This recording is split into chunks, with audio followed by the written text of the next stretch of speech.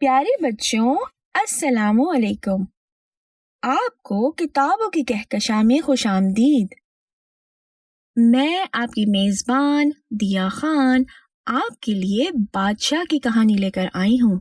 اس کا نام ہے ہیروں کا سیب۔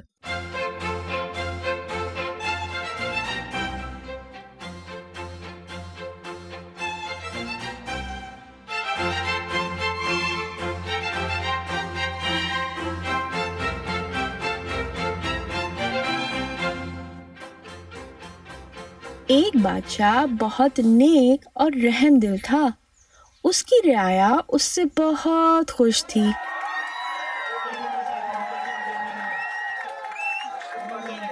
ہر شخص اسے دعائیں دیتا تھا، لیکن ایک چیز کے بارے میں لوگ بہت پریشان تھے۔ بادشاہ شادی نہیں کرنا چاہتا تھا۔ ایک دن اس کے وزیروں نے تنگ آ کر کہا، حضور، اگر آپ ہمارے بادشاہ رہنا چاہتے ہیں تو آپ کو شادی کرنا پڑے گی۔ بادشاہ نے جواب دیا، اگر تمہاری یہی خوشی ہے تو مجھے منظور ہے، مگر میں شادی ایسی لڑکی سے کروں گا جو 100 فٹ کے فاصلے سے سیب پھینک کر میرا تاج گرا دے۔ کچھ دن بعد وزیروں نے تمام خوبصورت لڑکیوں کو محل میں اکٹھا کیا۔ ہر لڑکی کے ہاتھ میں ایک سیب تھا۔ جب مقابلہ شروع ہوا تو کوئی لڑکی بھی سیب مار کر بادشاہ کا تاج نہ گرا سکی۔ انہیں یہ ڈر تھا کہ کہیں سیب بادشاہ کے منہ پر نہ لگ جائے، اس لیے وہ سیب ٹھیک نشانے پر نہیں پھینک رہی تھی۔ جب سب لڑکیاں ناکام ہو گئیں تو اچانک ایک لمبی تڑنگی لڑکی آگے بڑھی۔ اس نے موٹی سی چادر اوڑھ رکھی تھی اور اس کے ہاتھ میں جو سیب تھا وہ ہیروں کا بنا ہوا تھا۔ وہ 100 فٹ کے فاصلے پر گئی، نشانہ باندھا اور سیب پھینک دیا۔ بادشاہ کے سر سے تاج اڑ کر دور جا گرا۔ تمام لوگوں نے خوشی سے تالیاں بجا دیں اور ہر شخص اس لڑکی کو شاباش دینے کے لیے آگے بڑھا، لیکن لڑکی ایک دم غائب ہو گئی۔ بادشاہ نے حکم دیا کہ فوراً اس لڑکی کا کھوج لگایا جائے۔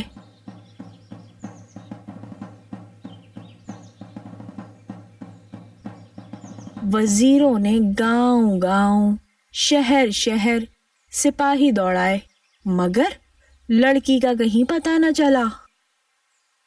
2-3 مہینے کے بعد بادشاہ نے پھر تمام خوبصورت لڑکیوں کو اکٹھا کیا، لیکن کوئی لڑکی اس کا تاج گرانے میں کامیاب نہ ہو سکی۔ اتنے میں پھر وہی لڑکی سامنے آئی۔ اس نے ہیروں کا بنا ہوا سیب پھینکا، بادشاہ کا تاج گرایا اور غائب ہو گئی۔ بادشاہ کے سپاہیوں نے بتیرا تلاش کیا، مگر کہیں اس کا سراغ نہ ملا۔ کچھ دن بعد بادشاہ نے ایک دفعہ پھر لڑکیوں کو بلوایا۔ کوئی لڑکی بادشاہ کا تاج نہ گرا سکی۔ اچانک وہی لڑکی سامنے آئی اور اس نے ہیروں کا سیب پھینک کر بادشاہ کا تاج گرا دیا۔ بادشاہ کے سپاہی لڑکی کو پکڑنے دوڑے، مگر وہ ہرن کی سی چوکڑیاں بھرتی نظروں سے غائب ہو گئی۔ اب بادشاہ اداس رہنے لگا تھا۔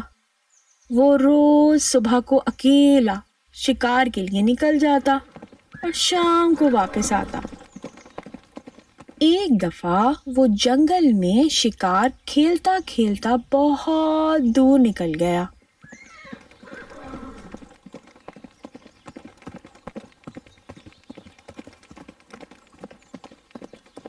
شام ہو چکی تھی۔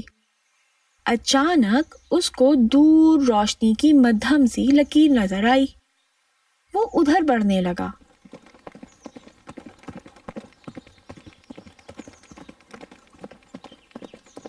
یہ ایک بوڑھی عورت کا مکان تھا۔ اس عورت کی 2 بیٹیاں تھیں اور وہ دونوں ہی بدصورت تھیں۔ بادشاہ نے لڑکیوں سے مکان کے اندر جانے کی اجازت مانگی۔ لڑکیوں نے صاف انکار کر دیا۔ اتنے میں ان کی ماں آ گئی۔ اس نے بادشاہ کو پہچان لیا اور اسے اندر لے آئی اور اس کے لیے ایک صاف ستھرا بستر بچھا دیا۔ رات کو بادشاہ سونے لگا تو اسے ساتھ کے کمرے سے اس بوڑھی عورت کے زور زور سے بولنے کی آواز آئی۔ وہ کسی لڑکی پر ناراض ہو رہی تھی۔ صبح کو جب بادشاہ جانے لگا تو اس نے بوڑھی عورت سے پوچھا، رات آپ کس پر ناراض ہو رہی تھیں؟ بڑھیا بولی، میری ایک سوتیلی بیٹی ہے، بڑی نکمی اور کامچور، اپنے آپ کو بہت خوبصورت سمجھتی ہے۔ رات وہ روٹیاں توڑ رہی تھی، کہتی تھی بوڑھے الو کو کھلاؤں گی، کیونکہ الو نے اسے 3 ایسے سیب دیے ہیں جن میں ہیرے جڑے ہوئے ہیں۔ بادشاہ نے یہ سنا تو اس کا دل بلیوں اچھل پڑا۔ اس نے کہا، بڑی بی، اس لڑکی کو بلائیے، میں اسے دیکھنا چاہتا ہوں۔ بڑھیا نے آواز لگائی، او چڑیل، ادھر آ۔ اچانک دروازہ کھلا اور ایک لڑکی چیتھڑوں میں لپٹی باہر آئی۔ وہ چاند سے بھی زیادہ خوبصورت تھی۔ بادشاہ نے اسے دیکھا تو خوشی سے چیخ اٹھا، تم تو وہی لڑکی ہو، آؤ میرے ساتھ چلو، میں تمہیں اپنی ملکہ بناؤں گا۔ بادشاہ نے لڑکی کو اپنے ساتھ گھوڑے پر سوار کیا اور محل میں لے آیا۔